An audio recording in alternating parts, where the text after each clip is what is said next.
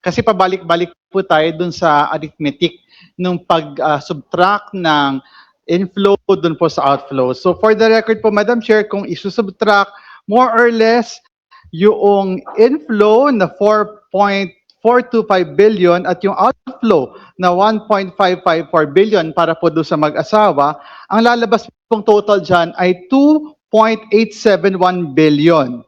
Kaya po kung ibabase po natin sa report na ito, yung 2.871 billion na maaaring naiwan sa kanila, maaaring ala na dyan, ay ano po, mas malaki pa doon sa 2.5 billion na budget po ng DOTR para po sa ating fuel subsidy.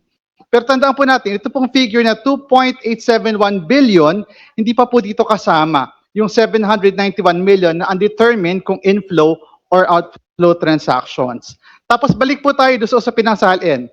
Sa 2024 SALN po, nakalagay na net worth nila ay 88 million lamang. Bilyonaryo pala sila. Sabi nga po ng isang wise man from the 3rd District of Manila kanina, di wow. Ang sabi naman po ng bakla na akbayan, sila na. Thank you, Madam Chair. Wala na po akong tanong, just a brief manifestation. Unang-una, nagpapasalamat tayo sa Anti-Money Laundering Council. Thank you for bringing the records that were requested by the committee. Lalong-lalo na yung listahan ng 630 covered transactions at 33 suspicious transactions na konektado kay Vice President Sara Duterte Carpio at sa kanyang asawa. Based on the ALMC table, ang lumalabas ay the reported inflows substantially exceeded the reported outflows. Ibig sabihin, mas malaki yung perang pumasok kaysa sa lumabas. And as Kong Mercy Sandanya mentioned, ang lumabas na net inflow ay 2.87 billion pesos. Wala pa po doon yung 791 million pesos in undetermined transactions. Napakalayo po nito, Madam Chair, sa dineclare ni Vice President Sara na yaman o net worth sa kanyang 2024 SALN of 88.5 million pesos lang. Kailangan ipaliwanag ni VP Sara yan at hindi lang po sa komite kundi sa taong bayan kung saan ang galing ang bilyong-bilyong pesong ito.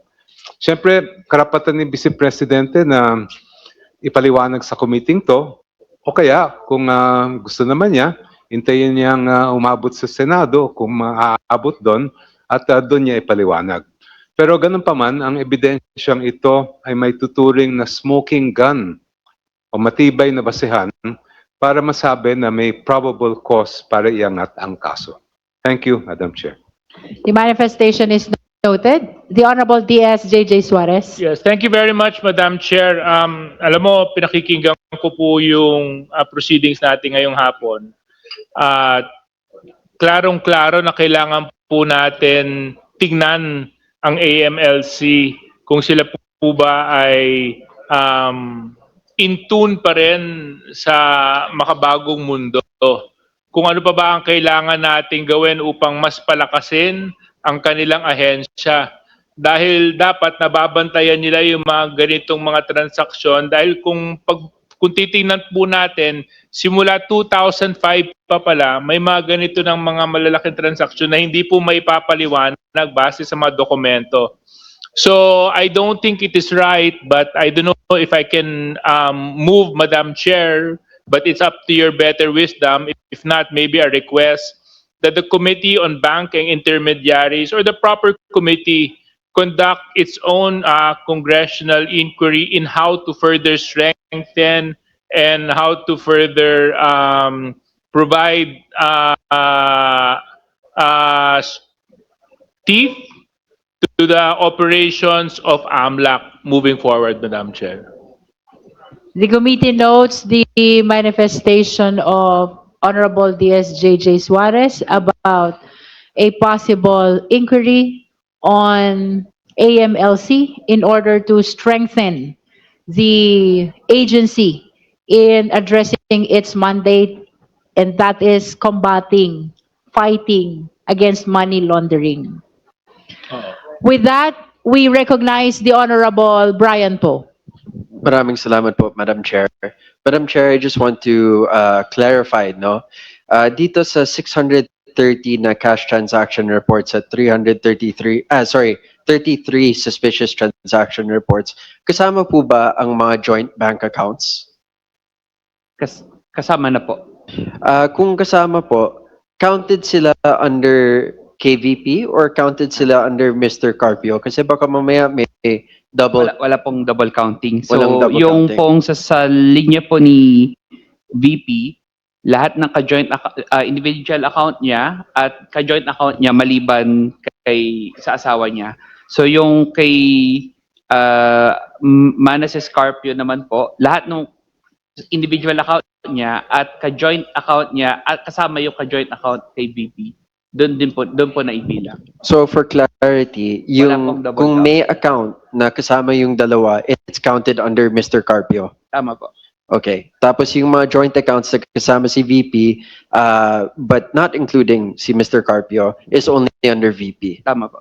Sige po. Second point of clarification, Madam Chair, would be to ask, does this include corporate bank account transactions in which either personality is included sa corporation? Hindi po. Hindi pa kasama. As based on report po, it's just if they are the direct owner of the accounts only. If they're Madam Chair, to clarify, kung sila yung direct owner ng corporation? Rather, if sila lang yung may owners ng account or ka-joint nila yung one of the joint owners of the accounts. So kumbaga dito sa listahan sa SALN nila ng mga kumpanya, kung saan sila listed as shareholder or owner, hindi po kasama yung mga companies na ito dito sa mga transactions. Based on report po, hindi po kasama. Okay. I won't push any further now. On the third point, I wanted to ask, under this undetermined inflow and outflow transactions equaling 791 million pesos, can you explain what exactly is undetermined inflow and outflow? So, meron po kaming mga transactions nung araw dahil maliit lang yung MLC, hindi po sophisticado yung system na meron mga transactions na nire-report na hindi po malinaw kung inflow ba siya or outflow. Nagkaroon lang po ng galaw dun sa transaction. Nung araw po, yung mga bangko, hindi pa po sophisticado yung reporting ni EMLC. So, pag nag-report po sila, hindi po nila nilalagay kung pumasok ba to or lumabas. Nilalagay lang nila, may nagbago dun sa account. So, hindi po malinaw yung time na yon. So kumbaga on top of yung mga transactions na nandito, hindi naman siya double entry or anything Hindi po. either. Hindi po yan. Nakahiwalay Okay. po yan. So may additional na 791 million pesos in transactions pero hindi masasabi kung inflow siya or outflow. Tama po. Okay, just to clarify that. Last point of clarification, Madam Chair, is, for example, isa sa mga corporations sila, yung isa dito sa dalawa, signatory dun sa transaction ng corporation. Is that included here or wala din? If signatory lang po based on records report, hindi po sila kasama. Hindi kasama. So it's possible to speculate that through the corporations, there may have been more transactions. That's a probing question already, Honorable po. Sige po. I'll leave the rest to my colleagues then. I just wanted to clarify those points. Madam Chair, to be fair, kasi to both the personalities involved, I wanted to make sure na hindi po ito double entry. Kasi kung double entry po yan, that's very unfair to them. Yun lang po, Madam Chair. I think the answer of E.D. Buenaventura is clear. The transactions of the corporations owned by the respondent and husband are not yet included in the AMLC report. So, Madam Chair, for all those viewing, this total inflow or amount involved of 6.7 billion pesos are unique transactions and not double entries, no? Tama po. E.D.? Tama po. Okay, maraming salamat po. Thank you, Madam Honorable Chair, po. Madam Chair.